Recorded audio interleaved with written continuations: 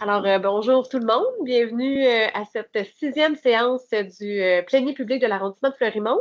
Nous sommes le 26 août 2024, il est 16h34, en direct de la salle du Parvis. Mon nom, c'est Joanie Belleron, je suis la présidente de l'arrondissement de Fleurimont et je suis accompagnée par mes collègues élus, Madame Danielle Berthold, Hélène Dauphinet et Laure Le-Tarte-Lavoie. Également, à ma gauche, il y a le directeur de l'arrondissement de Fleurimont, M. André Blais, et Paul Chapdelaine qui aura le micro pour l'ensemble du plénier aujourd'hui. C'est une spéciale requête en circulation, donc voilà. Donc, la séance est officiellement ouverte. Adoption de l'avis de convocation et de l'ordre du jour. Il n'y avait pas de point à ajouter aujourd'hui.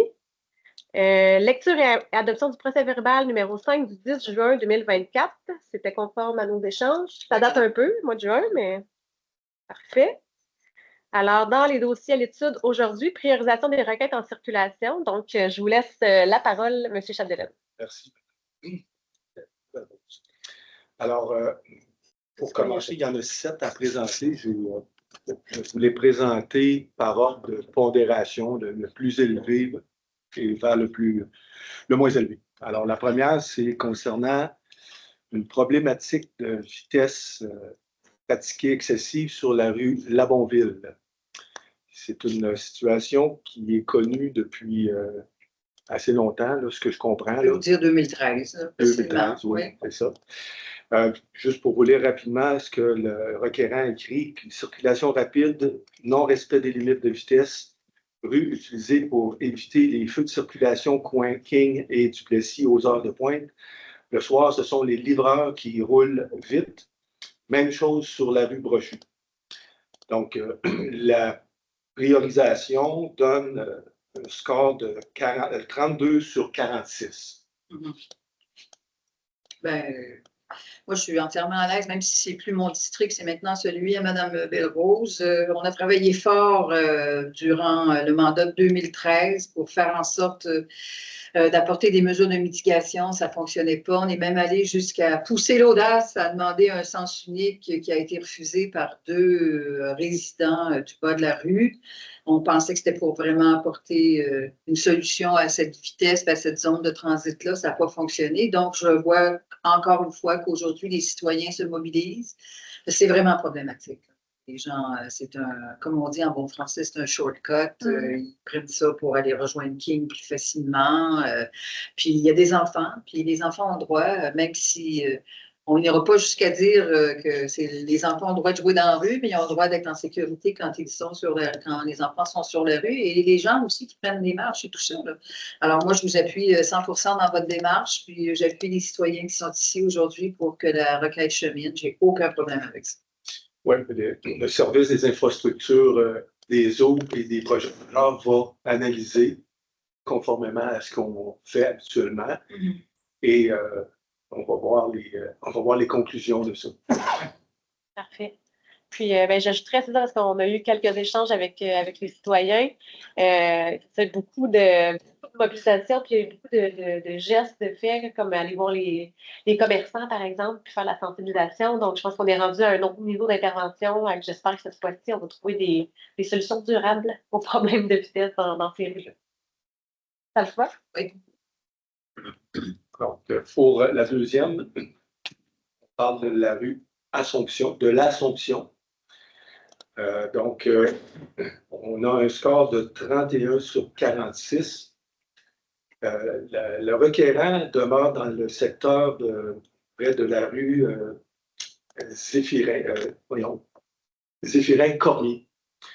Et il demande, il dit, la rue est étroite, les maisons près de la rue et la circulation automobile est très rapide. Il y a plusieurs enfants sur la rue, il y a un autobus scolaire qui passe. Serait-il possible d'avoir un stop ou un dos d'âne pour ralentir les autos?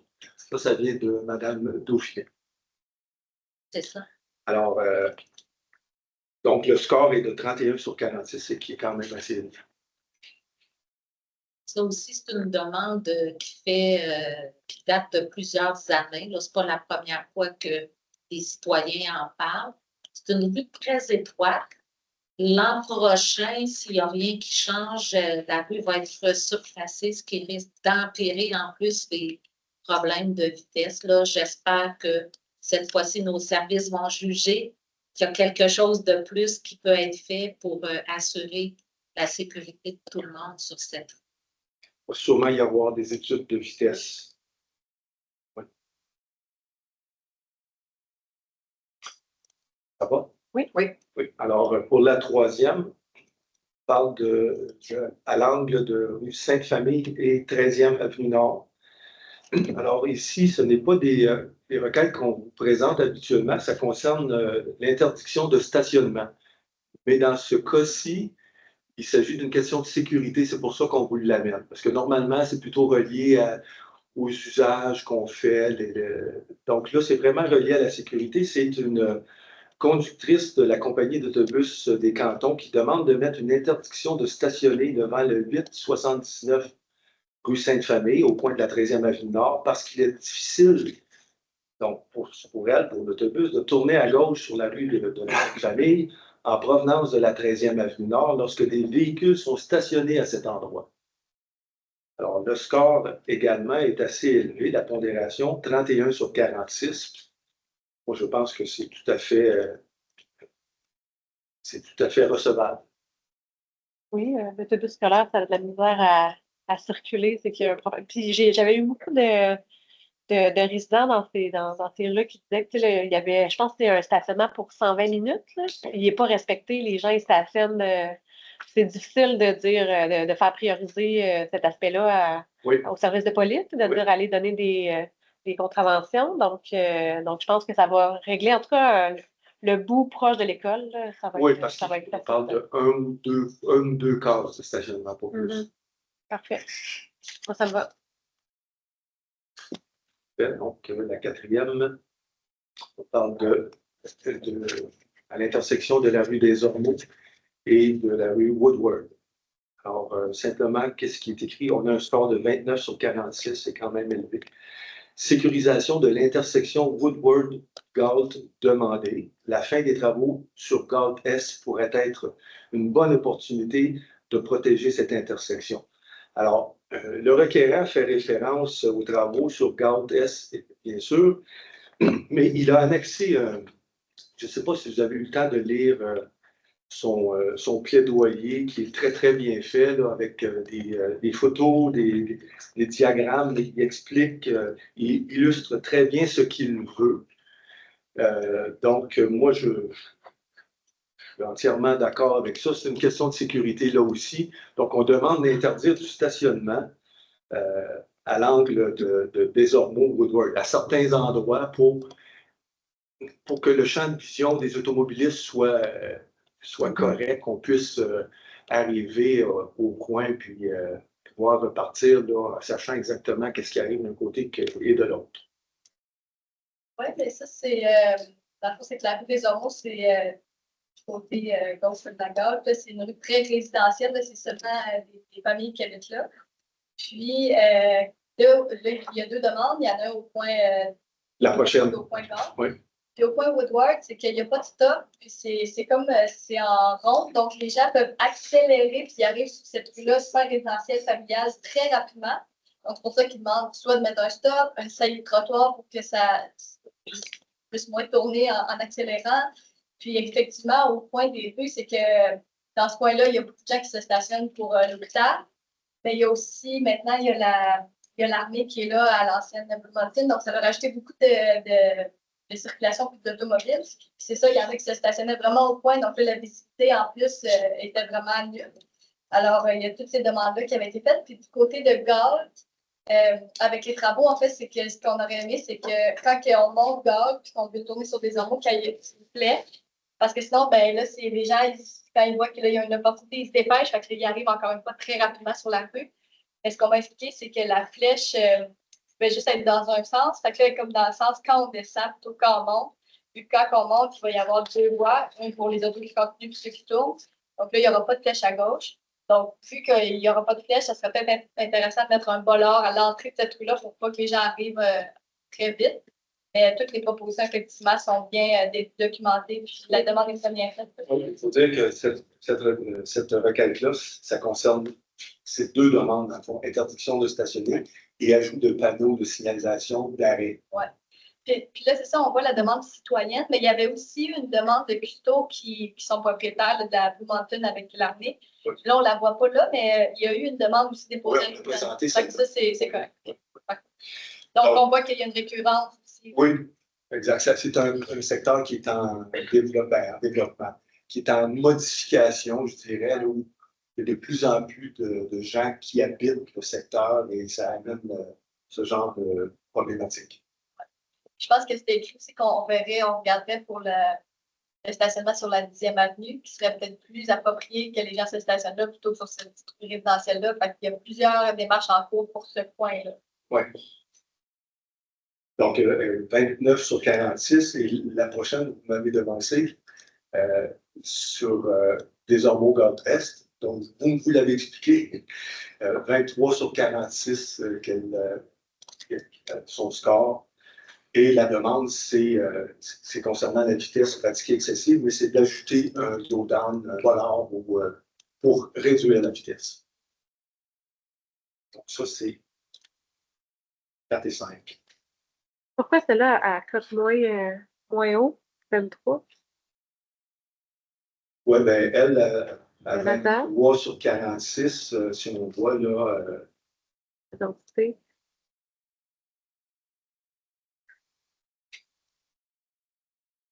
Il manque des 9. Les 9 font monter la. Elle n'est pas à proximité nécessairement d'une école, d'un parc, d'une garderie. Quand on parle de proximité, c'est sûr que son pointage n'est pas considérable. C'est la densité qu'ils n'ont pas la même. Mais là, c'est la même rue. Puis la densité, oui. Effectivement. Bien, ce qu'on peut dire à ce sujet-là, c'est que le service des infrastructures, des eaux et des projets majeurs ne tient pas compte de la pondération dans le sens où il voit ce qu'on a pondéré, ce qu'on a mis comme chiffre. Mais pour lui, c'est pas, ils vont étudier la requête de la même façon si c'est 1 ou si c'est 10. Donc, la pondération, c'est bien, ça nous permet de catégoriser les choses, mais au niveau de l'analyse, la façon qu'on les regarde, les requêtes, c'est la même chose. Ce qui serait important, c'est que s'ils font des interventions sur des hormones, ils ne traitent pas en 2 demandes. Oui. Ben non, ils vont avoir les deux, là, ça. l'une à côté de l'autre. L'objectif, c'est qu'ils voient le secteur. OK.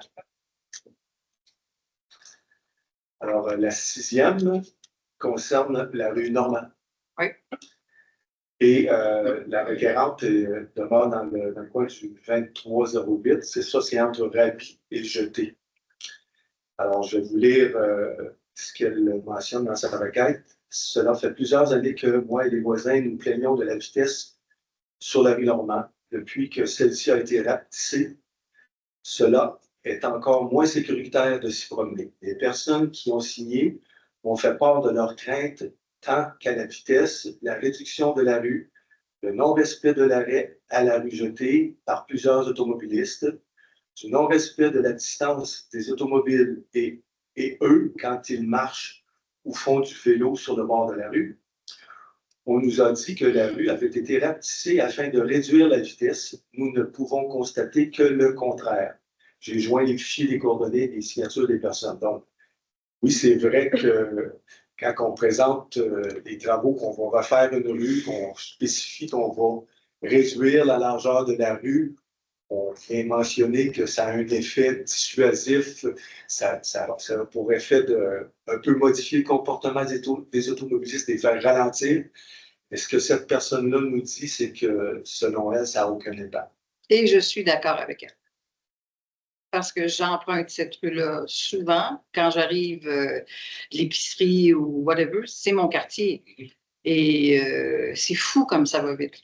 Et le non-respect de l'arrêt au coin de Jetée et Normand, ça en est dangereux. Même pour ceux qui montent Jetée en venant de la rue Quigneste. Alors, c'est pas vrai qu'en diminuant la largeur des rues, que ça va faire en sorte que les automobilistes ou les camions, parce qu'on a encore des gens, des camionneurs qui passent là. Pourquoi? Parce que le GPS les envoie là. Donc, moi, je suis entièrement d'accord avec la demande de la dame. Est-ce que, tu sais, c'est quand même assez long la distance entre Jeté et Rabi. Il y a une côte, il ne faut pas oublier. Donc, il faudrait vraiment porter une attention particulière, puis de l'analyser. Puis c'est encore pire de l'autre côté. Vous voyez arriver, là, entre Rabi et le chemin Galvin, où c'est pleine longueur, où il y a un corridor scolaire, il y a un corridor de vélo, il n'y a pas de balise, les enfants marchent dans la rue. On n'est pas capable de me donner un trottoir tout au moins pour protéger ces enfants-là, puis faire diminuer la vitesse avec des dos d'âne. Je ne comprends pas. Là. Fait que je trouve que 23 sur 46, c'est pas fort. Mais on ne peut pas rajouter une école proche, il n'y en a pas. La densité, c'est un quartier qui ne pourra pas grossir parce qu'il est à pleine maturité. Sauf qu'à un moment donné, la rue Normand est une priorité qu'il va falloir s'occuper, comme Moulton Hill de l'autre côté, où il faut s'y attaquer. Parce qu'un jour, il va y avoir des accidents, j'en suis persuadée, on ne sera pas content, personne. Donc, je ne sais pas qu'est-ce qu'on peut mettre comme note supplémentaire de l'élu. Vous pouvez envoyer mon enregistrement puis leur donner. Mais je pense que le service, c'est vraiment où je me positionne par rapport à la rue Normand, mais il va falloir faire des interventions sur Normand. D'accord. OK. Merci. Et, la 7e requête. Oui. Sur la rue des Tilleuls. Oui, monsieur. Allez-y. J'ai un autre beau discours pour vous. Alors, celle qui a scoré le moins. Bien, puis elle va monter, vous allez voir. Bon, je vais vous lire les mots du requérant, de la requérante. Les autos roulent très vite sur la rue des Tilleuls, surtout dans la côte entre rue des Cyprès et des Merisiers. Autant pour monter la côte que la descente. Avec de plus en plus d'enfants dans le quartier, ça devient dangereux pour la circulation. Il y a déjà eu des incidents que des autos s'arrêtent dans la côte et décident de faire des burn-out avec leurs pneus. Il y a eu un accident entre un vélo et une auto au courant du mois de mai 2024 à l'intersection Cyprès et Tilleuls. Je stationne mon auto dans la rue pour l'été pour essayer d'avoir un effet sur le ralentissement des autos, mais ça ne marche pas. S'il vous plaît, me prévenir avec la décision finale. Bon, et on a un score de 17 sur 46. Si on regarde les critères en comparaison avec la rue Labonville, oui. Labonville est située de l'autre côté de King. L'école est de l'autre côté, beaucoup loin, l'école des Ranleaux. Et on score 9 parce qu'il y a une école à proximité. Les Tilleuls, ça part de Desplatanes en haut de la montagne, ça descend tout le long. Et sur toute sa longueur de rue, il y a 3 arrêts. 3. Sur Tilleuls. Sur Tilleuls. OK? Donc, ceux qui descendent, ils descendent sur un chauffeur. En bas de la pente, en bas de la côte, c'est le parc des Ranleaux, c'est la maison des jeunes, c'est la caserne de pompiers, puis c'est l'école. Pourquoi que c'est pas un 9?